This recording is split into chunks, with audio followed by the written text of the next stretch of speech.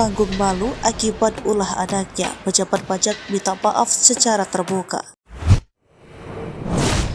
Kepala Bagian Umum Direktoral Jenderal Pajak Kemenko Kanwil Jakarta Selatan II, Rafael Alun Trisambodo, meminta maaf kepada keluarga David, PBNU, dan GP Ansor atas perbuatan anaknya yang bernama Mario Dandi Satrio. Saya, Rafael Alun Trisambodo, orang tua dari Mario Dandi, dengan ini menyampaikan permintaan maaf kepada Mas David dan keluarga besar Bapak Jonathan, keluarga besar PBNU, dan keluarga besar GP Ansor, dikarenakan perbuatan putra saya telah menyebabkan luka serius dan trauma yang mendalam.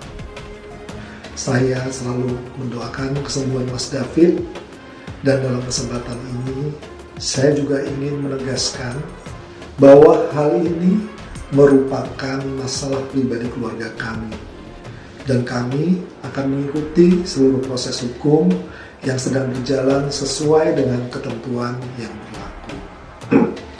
Mario sendiri terseret kasus penganiayaan terhadap putra petinggi GP Ansor bernama David.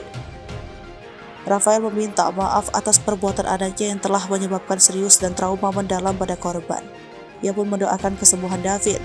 Rafael juga menegaskan bahwa kasus ini murni masalah pribadi keluarganya, bukan atas nama institusi tempat dia bekerja.